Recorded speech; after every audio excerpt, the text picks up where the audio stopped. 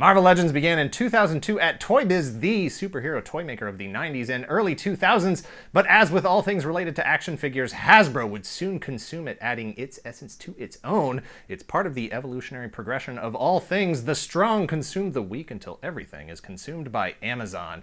Hasbro rebooted Marvel Legends in 2011, and that is where our story begins. Hi, I'm Dan Larson, and this is the 10 best Hasbro-era Marvel Legends.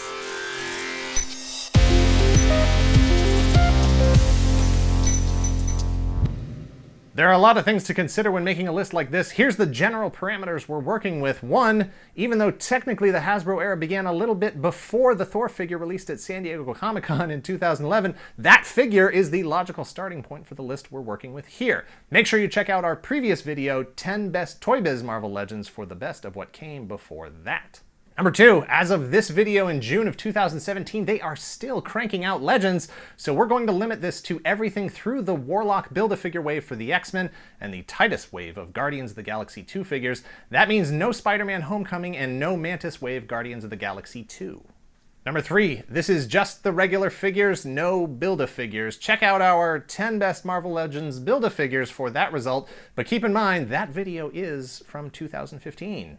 Number 10 is 2016 Red Onslaught Wave Taskmaster. If you've watched our review for this Taskmaster figure, then I really don't have anything else personally to say about it. It almost made me quit this show, if not toy collecting altogether. 2 different head designs, one of which is a robo-skull concealed by a hood, battle armor, laser sword, shield. It may still be the single greatest action figure ever created to suit Dan Larson's taste in miniature plastic people. Whether you like the character or not, whether you like this particular Taskmaster design or not, if you don't love this figure purely for what it is objectively, then I don't even know why you're collecting action figures. In fact, I don't even know why you're watching this show. Turn this video off right now and go watch cat videos or bottle flipping tricks. That's probably more your speed.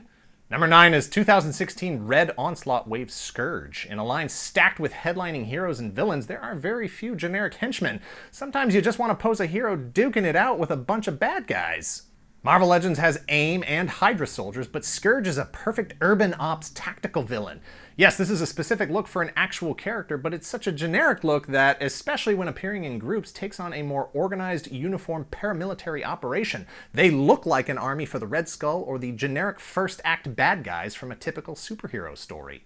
And on top of that, you can switch the head and make it into Tactical Deadpool, or Tactical Wolverine, or Tactical Catwolf. Number 8 is 2015 Toys R Us exclusive Agents of S.H.I.E.L.D. 3-pack Agent Coulson. The Marvel Cinematic Universe side of Marvel Legends has delivered a lot of great figures from the movies, none with a more spot-on likeness than Agent Phil Coulson, the man responsible for bringing the Avengers together in the first place. He's got 2 different heads, regular and deal with it, and he comes with the even I don't know what it does gun. And if that's not enough, take his head off and replace it with any other Legends head, and now you have a formal version of that character. Formal Deadpool, formal Wolverine, formal Catwolf. Number 7 is 2016 Juggernaut Wave Rogue. The 90s X-Men cartoon is a touchstone of pop culture. It was the first exposure many had to the X-Men at all, and for those collectors, the Jim Lee-style, jacket-wearing, head-banded Rogue will always be the iconic look for Rogue. Sculpt, paint, soft plastic jacket, articulation, she is a multitude of design elements delivered in harmony. It's a wonderful figure for one of the most important X-Men, even if her only accessory is an ungloved hand. Number 6 is 2013 Hitmonkey Wave Archangel. Actually, this spot is for both the Hitmonkey Wave Archangel and the 2012 SDCC X-Force Archangel, but I gave the title to Hitmonkey Wave because who the heck was even able to get the SDCC version?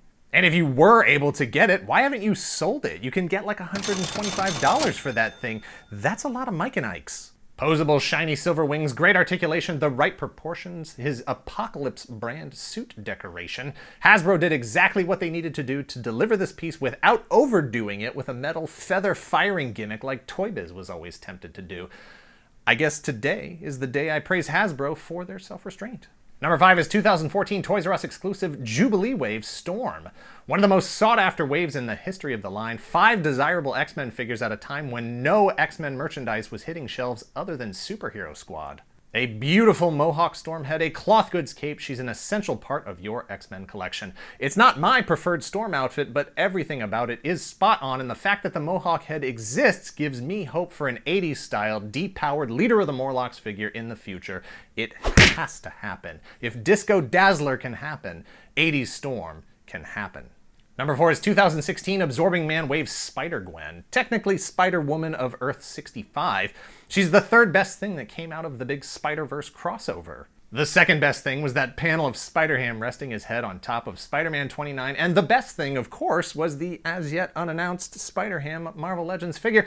I'm told that Hasbro is receiving my messages but cannot discuss the matter publicly. She's got a masked and unmasked head, as well as hood up and hood down options. Help me out here, is this the first time in the history of action figures, the only time that an action figure had that kind of functionality, and it wasn't due to cloth goods? Hasbro nailed it with this one, delivering a near-perfect figure for a character that had an unprecedented explosion of popularity in an incredibly short amount of time. Number 3 is 2016 Juggernaut Wave Wolverine. It took 10 years for Marvel Legends to come back around to the classic brown suit, which wasn't that big a deal since the Series 6 Toybiz Wolverine was so well done and held up for so long. Even today, collectors debate, even I disagree with myself and our own Versus video as to which figure is the best. The articulation combined with the removable claws and interchangeable hands, he's wicked short. If only he had an unmasked head and a masked growling head and a piece of pizza, he would have been perfect. Number 2 is 2016 Juggernaut Wave Deadpool. I guess I don't have to make that list. The best Marvel Legends wave of all time is apparently 2016's Juggernaut Wave. It was a stacked wave, a perfect way to roll the X-Men back into the line. Deadpool was at the height of his popularity, something that is strange to say for a character that has been so popular for so long. On the heels of his box office smashing film, this figure shows up with all the accessories and almost enough places to put them. Swords can go in sheaths, gun on belt, gun on hip, knife in boot, boxing glove launcher on back, grenade launcher in hand, other gun in other hand, no place to put the unmasked head or the taco. By the way, he comes with an unmasked head and a taco. My work here is done. And at number 1 is 2015 Hobgoblin Wave Pizza Spider-Man. Look, as long as this line is about Marvel Legends, one character is always going to be at the top. The X-Men, Captain America, Iron Man, Guardians of the Galaxy, yeah, they've all had a big bump in their Q rating since the comic book movie genre took over everything. But one character has carried Marvel since his introduction in the 60s. One character has actually been part of the Marvel logo. Spider-Man.